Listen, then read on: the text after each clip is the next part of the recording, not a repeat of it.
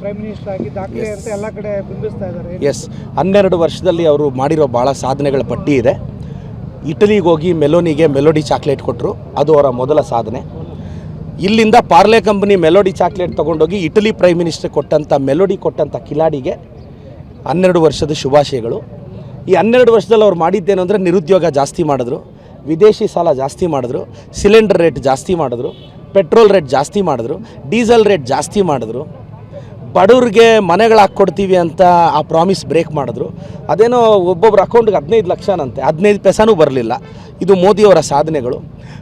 ಈ ಮೋದಿ ಅಂಧಭಕ್ತ ಇದ್ದಾರೆ ಕೆಲವರು ಸೋಷಿಯಲ್ ಮೀಡಿಯಾದಲ್ಲಿ. ಅದು ಮೋದಿಯವರ ಅಂಧಭಕ್ತರಲ್ಲ, BJPಯ ಸೋಷಿಯಲ್ ಮೀಡಿಯಾದ 300-400 ಜನ ಅಂಧಭಕ್ತರು.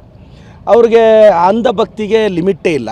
ನೋಡಿ, ಈ ದೇಶಕ್ಕೆ ಇಬ್ಬರು ಹಾನಿಕಾರಕ, ಈ ಅಂಧಭಕ್ತರು ದೇಶದ್ರೋಹಿಗಳು.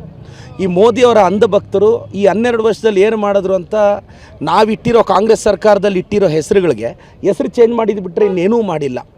ಮೋದಿಯವರು ಅದೇನೋ 400 ಪಾರ್ ಅಂದರು, 300 ಪಾರು ಆಗಲಿಲ್ಲ. ಸೊ ಮೋದಿಯವ್ರಿಗೆ ಇನ್ನೊಂದು 3 ವರ್ಷ ಇರ್ತಾರೇನೋ ಪ್ರೈಮ್ ಮಿನಿಸ್ಟರ್ ಆಗಿ, ಅದು ಗೊತ್ತಿಲ್ಲ. ಚಂದ್ರಬಾಬು ನಾಯ್ಡು ಅವ್ರು ಯಾವಾಗ ಕೋಪ ಮಾಡ್ಕೊತಾರೋ, ನಿತೀಶ್ ಕುಮಾರ್ ಅವ್ರು ಯಾವಾಗ ಕೋಪ ಮಾಡ್ಕೊತಾರೋ ಗೊತ್ತಿಲ್ಲ. 2029ಗೆ ಇಂಡಿಯಾ ಕೂಟ ಬರುತ್ತೆ, ರಾಹುಲ್ ಗಾಂಧಿ ಅವರು ಪ್ರಧಾನಿಗಳಾಗ್ತಾರೆ. ಮೋದಿಜಿಯವರೇ ಇನ್ನೊಂದು 3 ವರ್ಷ.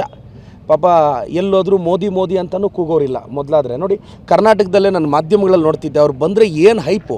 ಇವಾಗ ಮೋದಿಯವ್ರು ಯಾವಾಗ ಬಂದರು, ಯಾವಾಗ ಹೋದರು, ಯಾರಿಗೂ ಗೊತ್ತಾಗಲ್ಲ. ನೀವು ಕವರೇಜ್ ಕೊಡೋದು ನಿಲ್ಲಿಸ್ಬಿಟ್ಟಿದ್ದೀರಾ. ಕವರೇಜ್ ಕೊಡಬೇಕು ಅಂದರೆ ಡೆವಲಪ್ ಆಗಿರಬೇಕಲ್ಲ. ಸೊ ಮೋದಿಯವರು ಈ 12 ವರ್ಷ ತುಂಬ್ತಿರೋ ಇದರಲ್ಲಿ ನಿಮ್ಮ ತುಂಬ ಕೆಟ್ಟ ಅಭಿವೃದ್ಧಿ ಕೆಲಸಗಳಿಗೆ ನನ್ನ ಧಿಕ್ಕಾರ ಹೇಳ್ತಾ, BJP ಹಟಾವ್ ದೇಶ್ ಬಚಾವ್, BJP ಹಟಾವ್ ದೇಶ್ ಬಚಾವ್.